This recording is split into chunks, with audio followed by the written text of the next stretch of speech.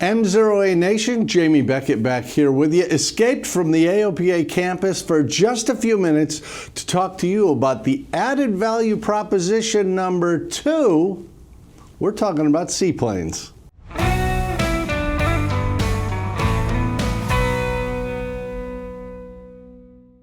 As you may or may not know, I'm a seaplane pilot.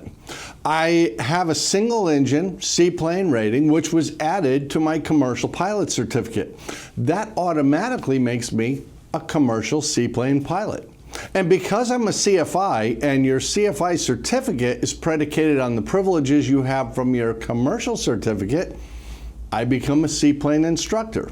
Now, frankly, I don't fly seaplanes enough to be really good at it, but man, I enjoy it. And I have soloed a seaplane, flown. As a matter of fact, a couple of years ago, the AOPA sweepstakes aircraft was a Piper Super Cub, completely redone, absolutely beautiful, that came on Tundra tires and skis and amphibious floats. So it was absolutely a fantastic airplane, and I got to fly it into Sun and Fun, a great privilege. I actually live in a town with about 60 lakes. Yeah, that's 60, an awful lot of water. And it just made sense to go get a seaplane rating because that seemed like a lot of fun, and maybe it would help me brush up on some of my skills. Maybe even some skills I wasn't aware I was lacking in. But you know, like so many people, I just viewed it as a fun factor issue, which it is, but I didn't really think about how it might come into play with my regular day-to-day life and even my aviation career.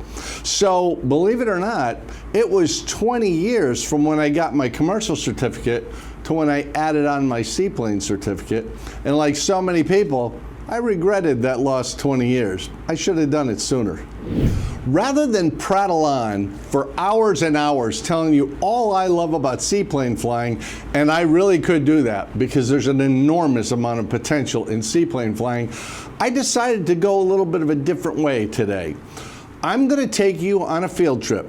We're going to go visit one of the leading seaplane training facilities in the world, and we're going to talk to one of my favorite seaplane instructors, a really talented young woman who's outstanding at this. So why don't you come along with me on a little adventure, and we'll do it right now. MzeroA Nation, Jamie Beckett here. You knew that, and I'm here to talk to you today about seaplane flying, and I'm at the world famous Jack Brown's Seaplane base in Winter Haven, Florida, which happens to be right near my house. And this is Abbie Kellett, an outstanding seaplane instructor. We've actually flown together. We have. You were my favorite student. Well, she's way better than I am. And seriously, what are your credentials? Not to embarrass you, but how did you, well, yeah, what are you? You know, are you a private pilot with a sport pilot? What are you? What are you? I like that. So I am a commercial pilot, a seaplane pilot. I flew commercial seaplane operations up in New York. I did New York flying into East Hampton, East River in Cessna 208s, which was pretty interesting. Highly recommend if anyone likes seaplane flying. That's 208, that's the cool Caravan on floats. Correct, so big floats, the 8750 whip line floats, and it was pretty wild. And you're pulling right up to the seaplane base at 23rd Street there. Oh boy. So yeah. that's with 3 other operators. So. And now you fly at Brown's, and you fly J3 Cubs and Super Cubs and the Icon A5. Correct. So the Icon is our newest addition, but you know, the J3 and the Super Cub, that's our bread and butter. That's what we've been flying for, if I'm doing the math, 50 years? Oh my gosh. I think a little longer. A little bit longer than that. It's amazing. So, I mean, we've been operating since the 60s, and the Beatles were still a group when this place. That's such a weird perspective to put it in, but that's actually really accurate. Yes, exactly. So it's come through a lot of changes, but the bread and butter has always been the J3 and the Super Cub to a certain extent. Now, getting your seaplane for most people is an add-on. They're a private pilot, there's a commercial pilot, they're an ATP.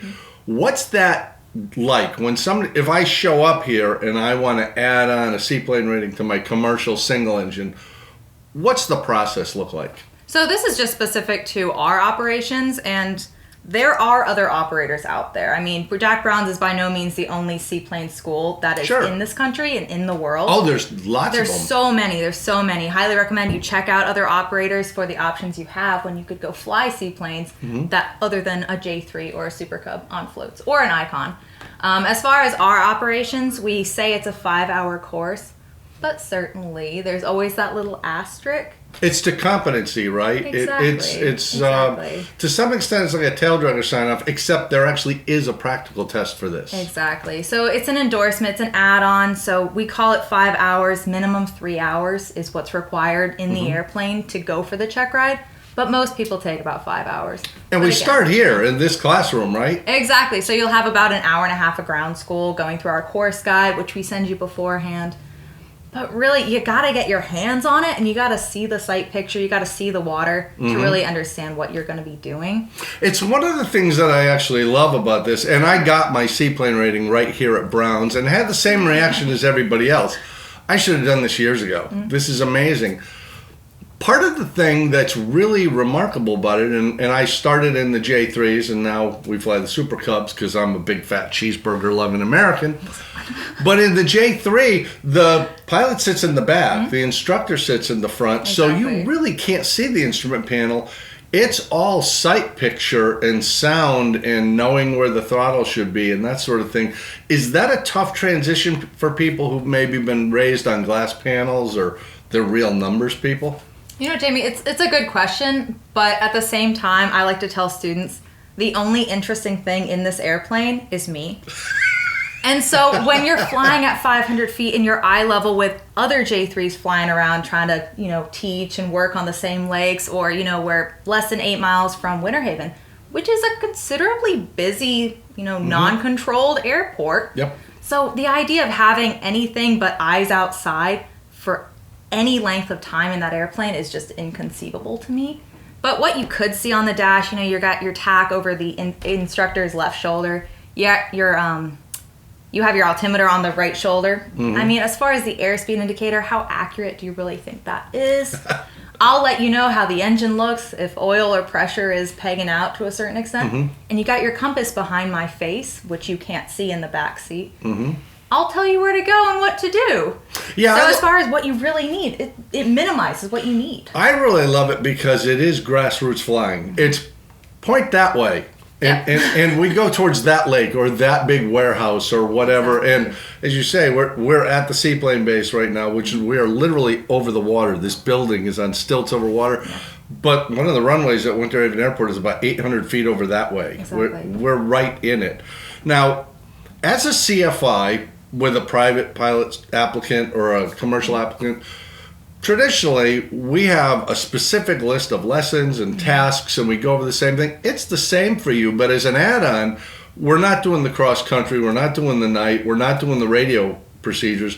What are we focusing on when somebody comes in, they get through the classroom, we go out to the airplane, what kind of tasks are we doing? Yeah, so we have ACS standards, FA standards that we're teaching to. So it's always really interesting when a student, we've been flying for a little bit, and they say, so what's going to be on the check ride? This. What we've been doing for the past hour and a half and what we're going to continue doing for however many hours until you're proficient and confident and happy. But it's ACS standards. It's all in black and white. It's not like we're pulling this out of thin air. Rough water takeoffs and landings, which would be like your soft field takeoffs and landings. So a lot of this should just be, what I know. It's transferable. Yeah, exactly. It's like, I know how to do a soft field landing. Just do that in a seaplane. Glassy water is going to be the new thing, the idea that you can't see the surface of the water. How could you aim and flare accurately onto something you can't see the surface of? I don't think that's something most people believe until they experience it. But when you actually get into a glassy water situation, you can't tell if you're 10 feet above the surface or 100 feet above the surface. Not even a clue. Exactly. And that learning that procedure is critical. I was also really surprised when I got into this. There is a short field takeoff technique, but it's called confined area. Exactly. And it's actually in a curve. We artificially lengthen the runway. Which I think is so neat. It's like our maximum efficiency takeoff. So instead of pointing yourself directly into the wind and hoping for the best, take advantage of a little bit of a crosswind, build some airspeed, and you pretty much just use the longest lane on the lake, which is the shoreline. flaps area, rudders, trim, and stick is full back. Yes, sir. So whenever you're ready, as long as everything looks good to you on the instrument panel, I can see we got good pressure, good temp. And just do a quick tug on the primer for me, just make sure that is in and locked. Locked. Okay. Well, we're set to go, sir. Okay. Powering up. All right. Looking for that first rise. Second rise. Relaxing the pressure. There you go. Relax a little more. There it is. And once you come off, you're just going to hold this shallow climb attitude, looking for 60 mile an hour.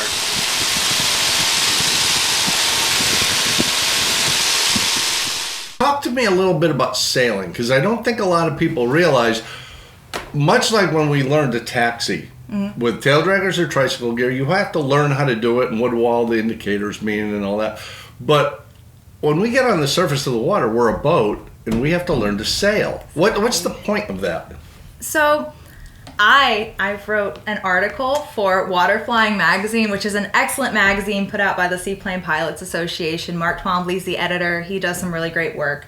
And I wrote an article about sailing and the fact that people get so focused on pointing the nose downwind that they completely, they're willing to lose the airplane to make that turn, which could be a very dangerous turn. You got 30 knots of wind. Why would you want to turn yourself broadside to 30 knots of wind on the water? Right. Oh my gosh. So sailing, if you think about, you have idle taxi, which is your slow taxi. You have your plow turn. It's more of a mental thing. There is a reason to use it. And then your step taxi, which is your high-speed taxi. But then that fourth type of maneuvering is sailing. And so it's having all of that in your toolbox and considering it as an option instead of just trying to point your nose downwind. You're just letting the airplane be pushed backwards downwind. And part of that is because we'll talk about how, like in a tail dragger, the airplane really wants to weather vane into the wind, and we might have to use rudder or brakes to help us. In the seaplane, we don't have brakes. We do have rudder, and we have water rudder. Exactly. But the airplane wants to point into the wind, and to get it to go the other way is a challenge. Exactly. So that's part of what we're learning, is it how to operate in a different environment. You might be able to fly a J3 or a Super Cub off a runway, but you put it on floats and stick it in the water, it's a whole different ballgame. Exactly. Not having brakes, when you're idle taxiing, we're not going very fast.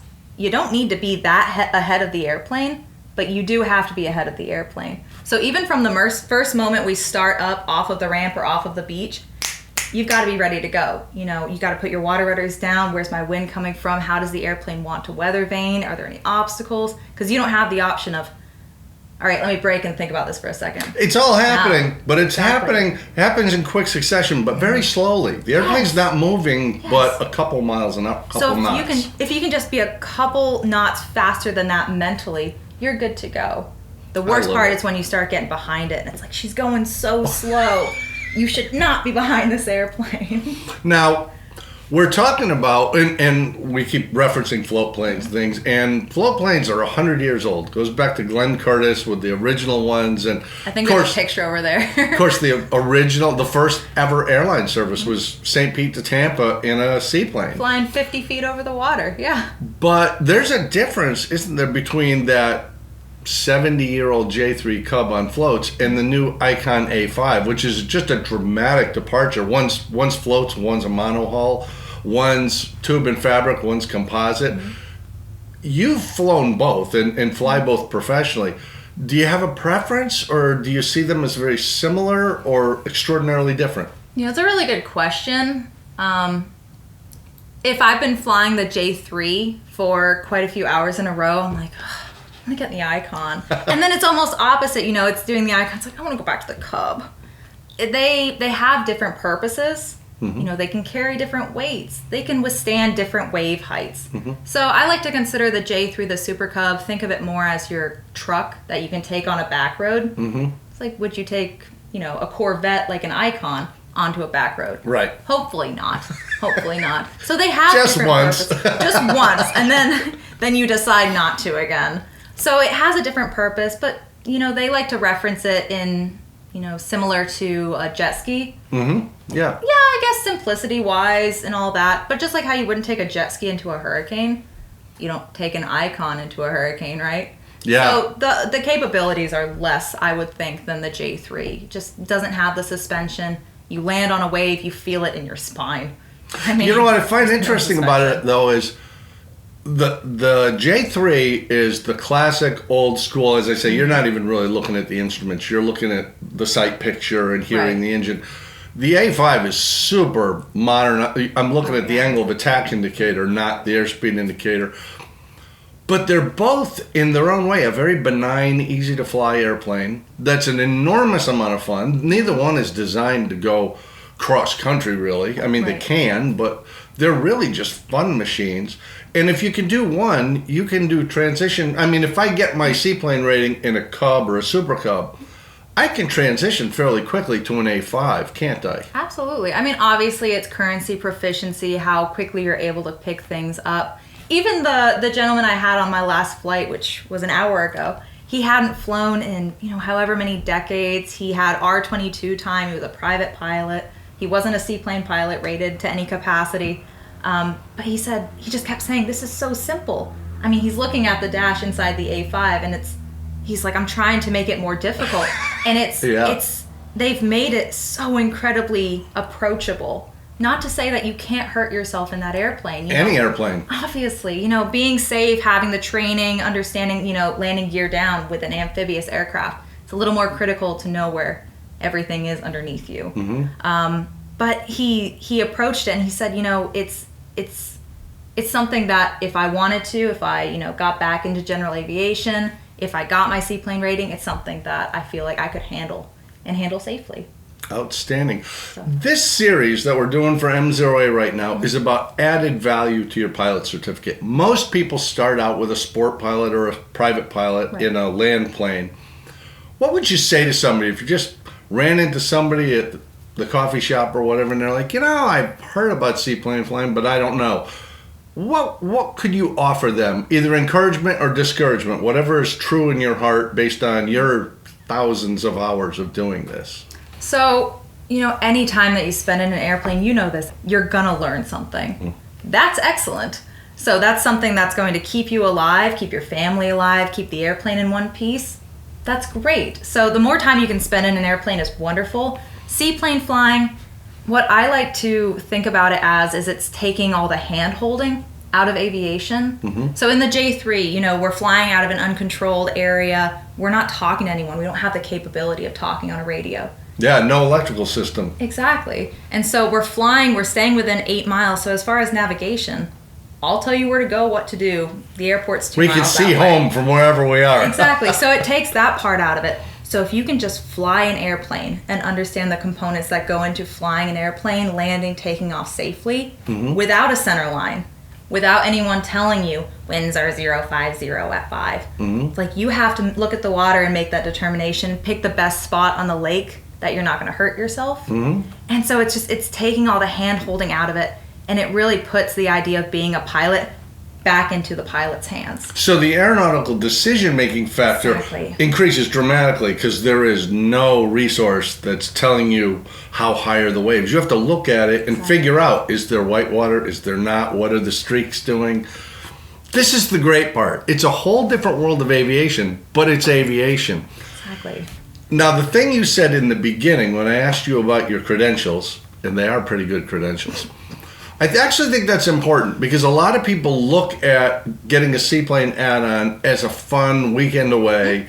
I'm going to enjoy myself, and I'm never really going to do it again. Right. But the truth is, if you want to work in aviation, there are actually commercial operators that operate seaplanes all over the world, and you get applicants here from Maldives where there's one land airport and lots of islands. Exactly. So it really is, for those who are career minded, it might be an alternative to the airlines where there's a huge fun factor. You can wear flip flops.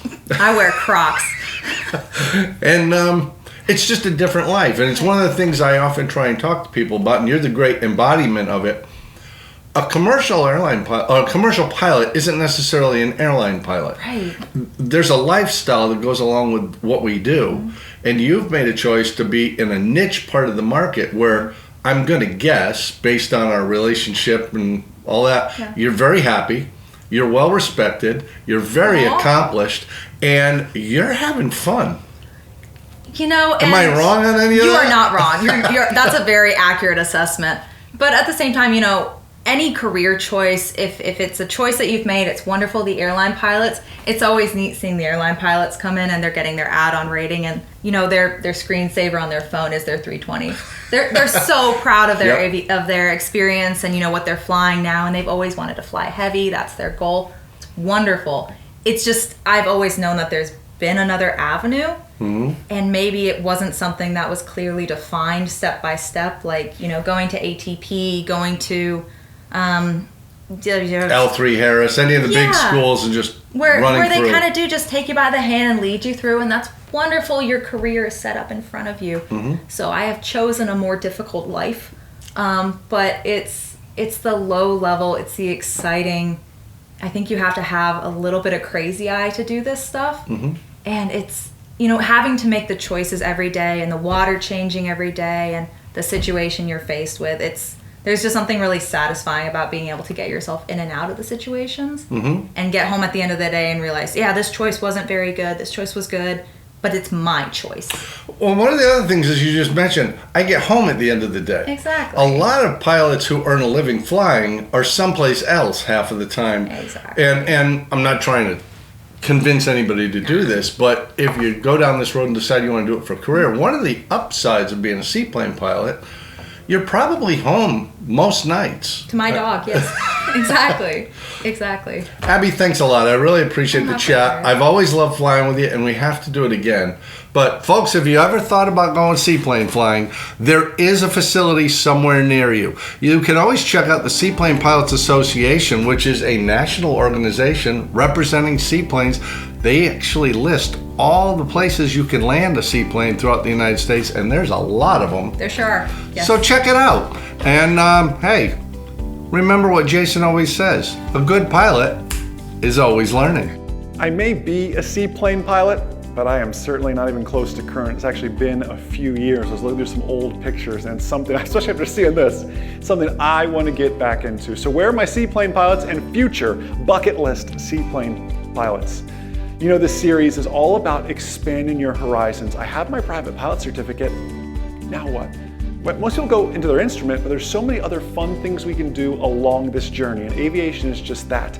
It's a quest, not a score on a test. That's what mastery and aviation mastery is really all about. Hey, will you do me a favor here? Will you go ahead and subscribe here on YouTube? Click that bell notification as well. Go ahead and like us and follow us on Facebook if that's where you're watching it. Also, something else to keep in mind, In-Flight Coffee episode 100 is coming up in just a few weeks. Head over to the MzeroA Facebook page. In fact, I'll put some links in the description below as well. But head over to the Facebook page so you can see everything we're doing. Some giveaways. It actually will be in person as well as online. So many great things for In-Flight Coffee episode 100. So check that out below. Subscribe, follow, and most importantly, remember that a good pilot is always learning. Have a great day, everybody. I'll see you.